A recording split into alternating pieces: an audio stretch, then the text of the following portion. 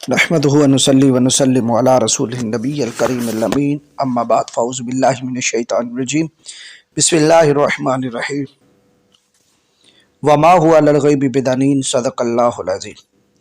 تمام عزیز طلباء اور اہل اسلام، آج سے ہمارا عقائد کے لحاظ سے پہلا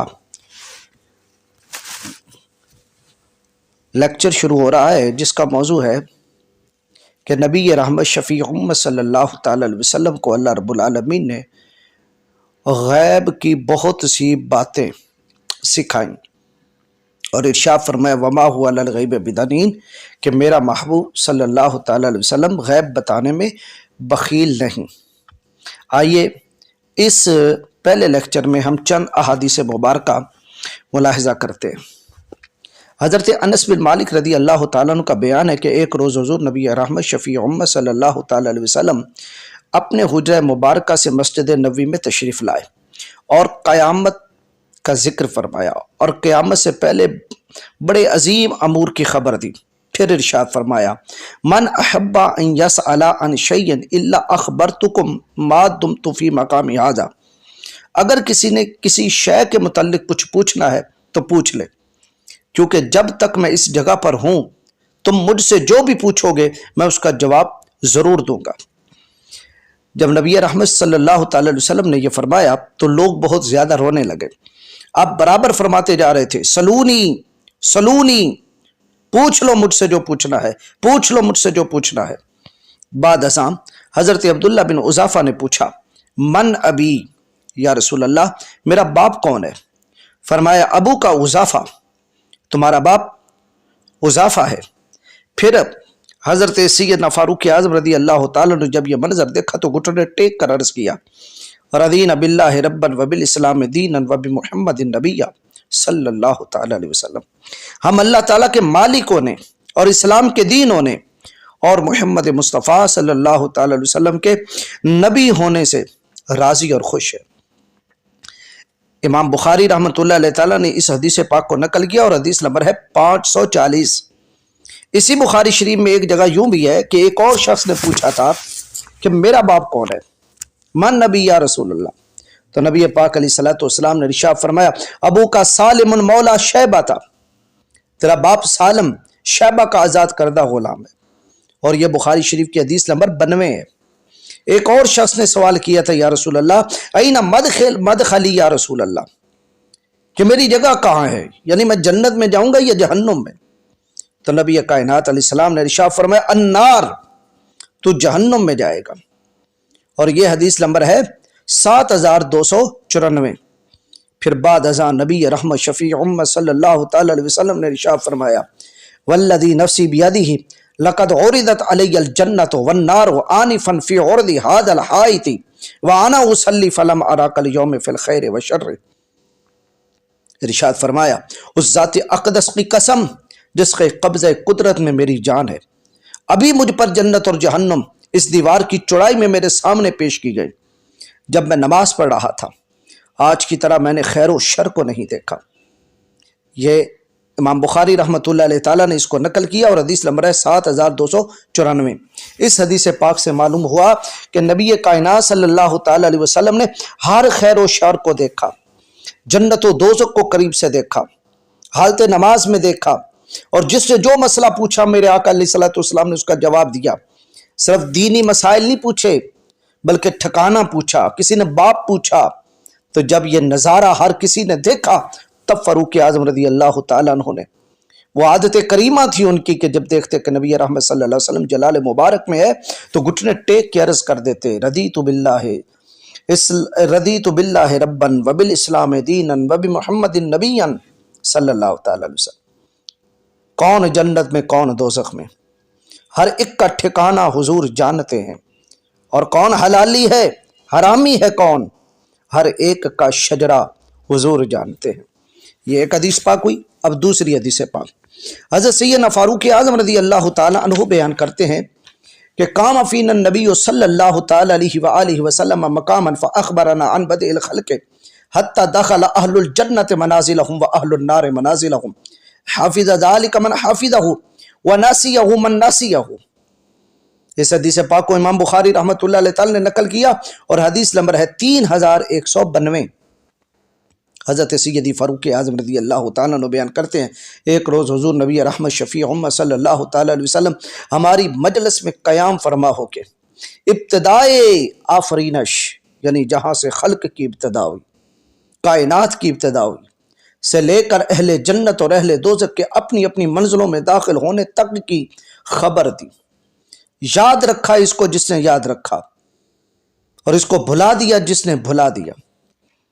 اس سے معلوم ہوا کہ نبی پاک علیہ الصلوۃ والسلام نے کائنات کی ابتدا سے لے کر وقوع کے قیامت تک جو ہو چکا یعنی ماضی، جو ہو رہا ہے یعنی حال، اور جو ہوگا یعنی مستقبل، سب کی خبر دے دی۔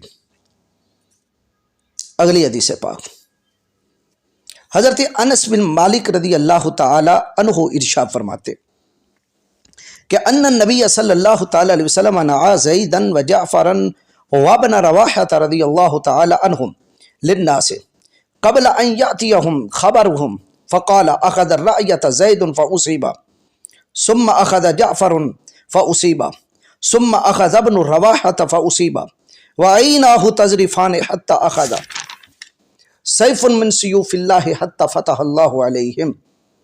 اس حدیث پاک کو امام بخاری رحمۃ اللہ علیہ تعالیٰ نے نقل کیا اور حدیث نمبر ہے 3757۔ حضرت انس بن مالک کہتے ہیں کہ بے شک نبی رحمت شفیع امت صلی اللہ تعالیٰ علیہ وسلم نے کسی اطلاع کے پہنچنے سے پہلے ہی زید، جعفر اور ابن رواحہ کی شہادت کی خبر صحابہ اکرام کو سنا دی تھی۔ آپ صلی اللہ تعالیٰ علیہ وسلم نے ارشاد فرمایا، اب اسلامی علم کو لیے ہوئے زید کھڑے ہیں۔ پھر فرمایا وہ شہید کر دیا گیا۔ پھر فرمایا اب جعفر نے علم اٹھا لیا اور وہ بھی شہید کر دیے گئے۔ پھر فرمایا اب ابن رواحہ نے علم اٹھا لیا اور وہ بھی شہید کر دیے گئے۔ حضرت انس بن مالک کہتے ہیں کہ حضور نبی اکرم صلی اللہ تعالی وسلم کی چشمان مبارک سے آنسو جاری تھے۔ پھر آپ صلی اللہ تعالی علیہ وسلم نے ارشاد فرمایا، اور آخر اللہ کی تلواروں میں سے ایک تلوار نے یعنی خالد بن ولید نے علم اٹھا لیا اور اللہ تعالیٰ نے ان کے ہاتھوں پر مسلمانوں کو فتح عنایت فرما دی۔ آپ نبی رحمت شفیع امت صلی اللہ تعالی وسلم مدینہ منورہ میں بیٹھے ہوئے مسجد نبوی میں اپنے صحابہ کو حال بیان کر رہے تھے اور جنگ ہو رہی ہے موتا کے میدان میں۔ ایک اور حدیث پاک، حدیث نمبر 4، حضرت ابن عباس رضی اللہ تعالیٰ عنہ روایت کرتے ہیں کہ تعمیر مسجد نبوی کے موقع پر ہر صحابی ایک ایک اینٹ اٹھا کے لا رہا تھا، مگر حضرت عمار بن یاسر رضی اللہ تعالیٰ عنہ دو دو اینٹیں اٹھا کے لا رہے تھے۔ نبی کائنات صلی اللہ تعالیٰ علیہ وسلم ان کے پاس سے گزرے اور ان کے سر کا غبار جھاڑتے ہوئے ارشاد فرمایا، وَيْحَ عمار تقتلہ الفیۃ الباغیہ عمار یدعوہم الی اللہ ویدعونہ الی النار۔ اس کو امام بخاری رحمۃ اللہ علیہ تعالیٰ نے نقل کیا۔ ارشاد فرمایا عمار کی اس حالت پر افسوس ہے کہ ان کو باغیوں کا ایک گروہ قتل کرے گا، یہ انہیں اللہ کی طرف بلائیں گے اور وہ ان کو جہنم کی طرف بلائیں گے۔ اس حدیث پاک کو امام بخاری نے نقل کیا اور حدیث نمبر ہے 447۔ حدیث نمبر 5، جب سیدنا فاروق اعظم رضی اللہ تعالیٰ کے بیٹے حضرت عبداللہ بن عمر رضی اللہ تعالی عنہما پر خیبر میں یہود نے ظلم کیا تو حضرت عمر رضی اللہ تعالیٰ عنہ نے مصمم ارادہ کر لیا کہ خیبر سے یہودیوں کو نکال دیا جائے۔ تو ابو حقیق یہودی کے خاندان کے کسی فرد نے کہا، یا امیر المؤمنین اتخرجنا وقد اقرنا محمد صلی اللہ تعالی علیہ وسلم وآملنا علی الاموال والشرط ذالک لنا۔ اے امیر المومنین، آپ ہمیں کیوں نکال رہے ہیں جبکہ حضرت محمد صلی اللہ تعالی علیہ وسلم نے ہمیں خیبر میں برقرار رکھا تھا اور یہاں کے زمینوں کے بارے میں ہم سے معاہدہ کیا تھا، اور یہ زمینوں میں رہنے دینا ہمارے لیے شرط تھی۔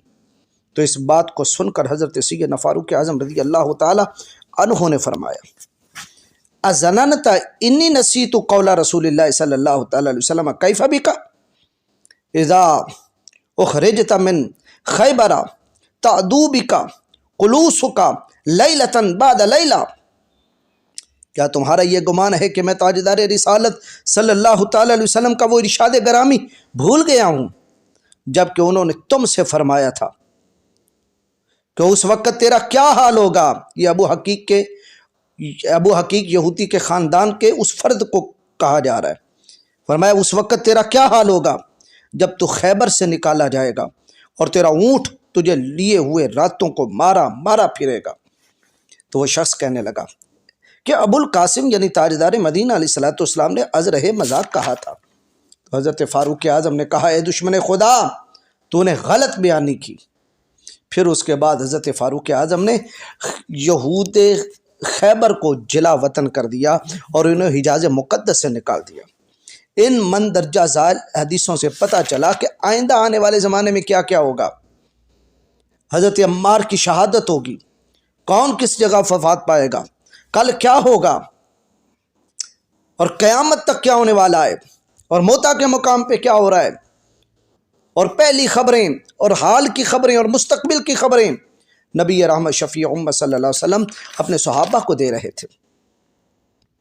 اور ان 5 احادیث مبارکہ میں جو راویان حدیث آئے، ایک حضرت انس بن مالک ہے، دوسرے حضرت سیدنا فاروق اعظم ہے، تیسرے حضرت سیدنا انس بن مالک ہے، پھر حضرت عبداللہ ابن عباس ہیں، پھر حضرت سیدنا فاروق اعظم رضی اللہ تعالیٰ عنہ ہے۔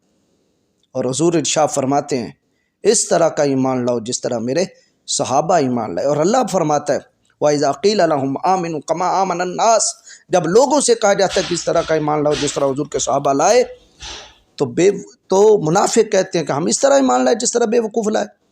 فرمایا الا انہم هم السفہاء، میرے صحابہ کو بے وقوف کہنے والو تم خود ہی بے وقوف ہو۔